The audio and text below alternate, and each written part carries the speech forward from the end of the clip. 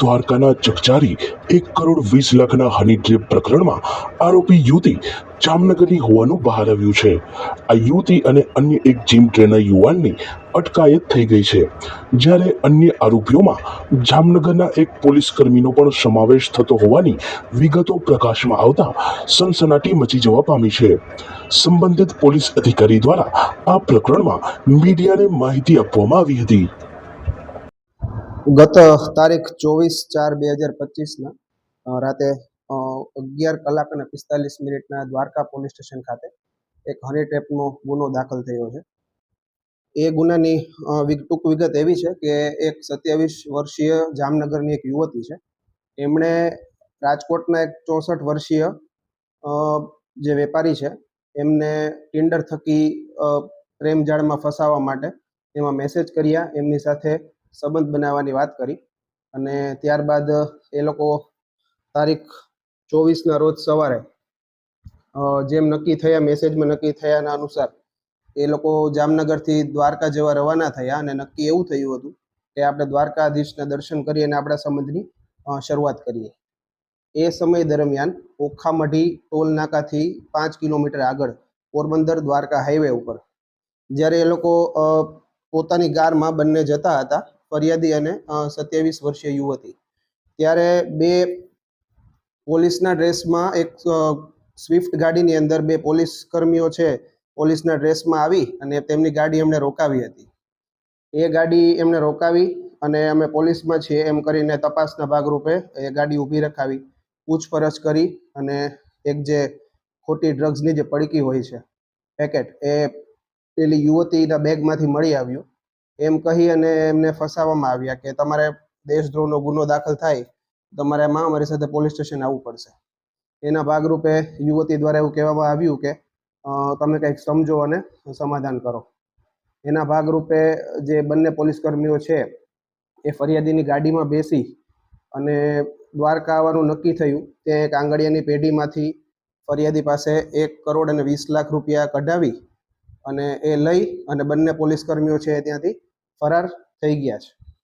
આવી વિગતો મળી છે. ત્યારબાદ ગુનો દાખલ થયા બાદ 25 તારીખના રોજ પોલીસ દ્વારા 27 વર્ષીય યુવતી તથા એમની સાથે સંકળાયેલ એક જીમ ટ્રેનર છે જેનું નામ છે પરવતભાઈ બાસ્પોટ, એ બંનેની કાયદેસરની અટક કરવામાં આવી છે. બીજા બે જે આરોપીઓ છે એમાંથી એક છે સંજય કરંગિયા, જે જામનગર હેડક્વાર્ટરમાં ફરજ બજાવે છે, અને એમની સાથે જે છે એ અજય હોમગાર્ડ કરીને છે, એ પણ અમારી જાણ મુજબ જામનગરમાં ફરજ બજાવે છે. તેમને જાણ થઈ એટલે તે લોકો જે રોકડ છે એ લઈને ત્યાંથી ફરાર થઈ ગયા હતા.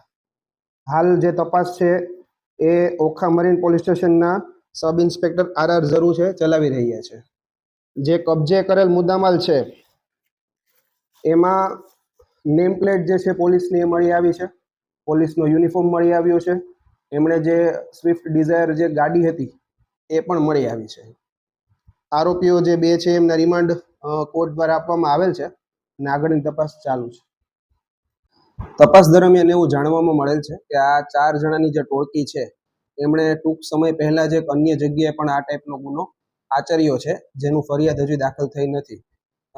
તો એના અનુસંધાને એમની ઝડપી તપાસ કરવા દરમિયાન તેમના ઘરમાંથી કુલ ટોટલ 6 લાખ રૂપિયાનો જે મુદ્દામાલ છે એ કબજા કરવામાં આવ્યો છે.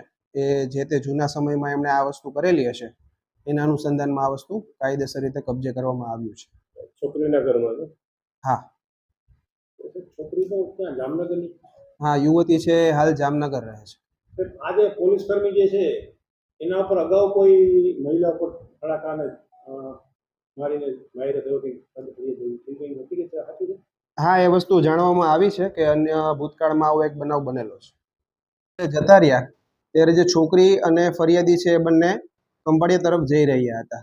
એ સમય દરમિયાન ફરિયાદીને એવું જાણવા અથવા શંકા ગઈ હશે કે આ બધા એક સાથે મળી ગયેલા છે, એટલે એમણે છોકરી સાથે સંપર્ક અથવા એમને પૂછ્યું તો છોકરીને ભણકારો આવી ગયો હશે, એટલે એમણે એવું કહ્યું કે હવે હું તમને બળાત્કારના કેસમાં ફસાવી દઈશ. તો એ અંગે બંને વચ્ચે બોલાચાલી થઈ અને છોકરીએ ગાડી ઊભી રખાવી અને ત્યાં આગળ જે ફરિયાદી છે એમની સાથે બબાલ કરી હોવાનું જાણવા મળેલ છે. તેને ધ્યાનમાં આવીને પોલીસને આ વસ્તુની માહિતી મળી. ફરિયાદીને સમજ કરી અને દ્વારકા પોલીસ સ્ટેશન ખાતે ફરિયાદ કરવા એમને સૂચના આપેલ હતી. એમાં કુલ 3 કરોડની માંગણી મૂકવામાં આવી એવું કંઈ છે?